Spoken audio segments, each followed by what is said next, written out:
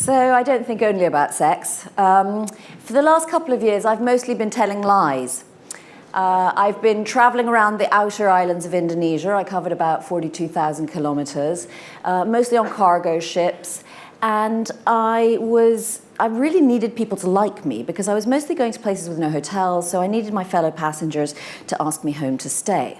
Now, the unemployed, happily single, ecstatically childless, atheist truth of me doesn't go down that well in rural Indonesia.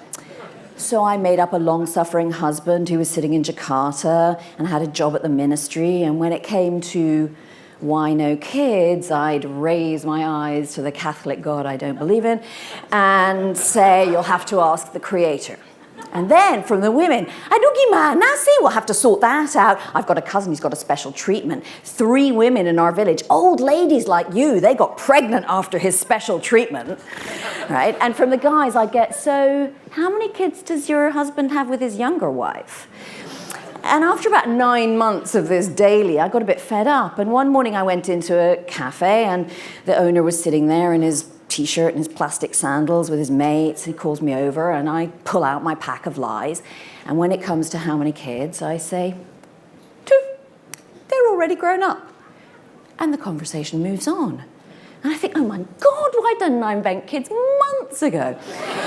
And then the others drift off and the owner says to me, sounds like you're interested in politics.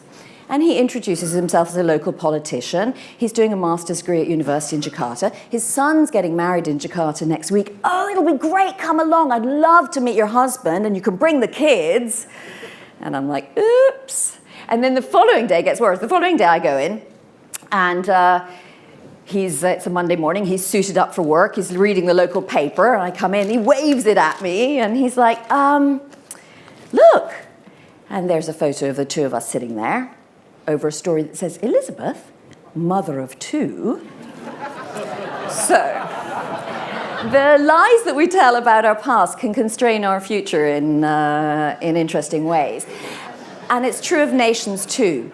So in 1965 and 1966, about 1 million Indonesians were slaughtered.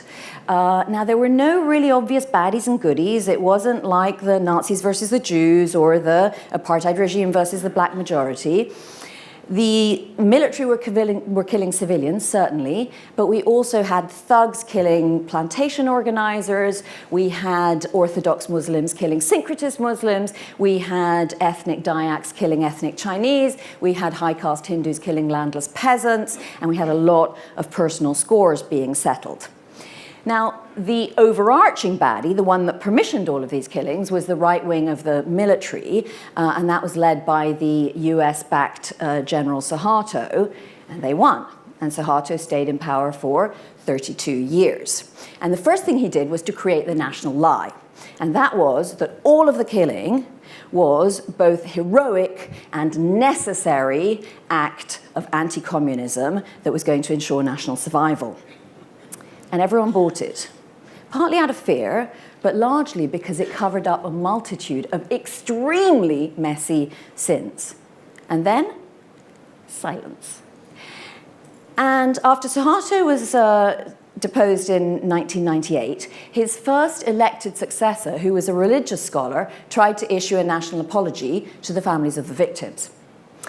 And he was shouted down by the members of his own party and every other party in parliament. Indonesians were just not ready to give up the fiction that there was nothing to apologize for.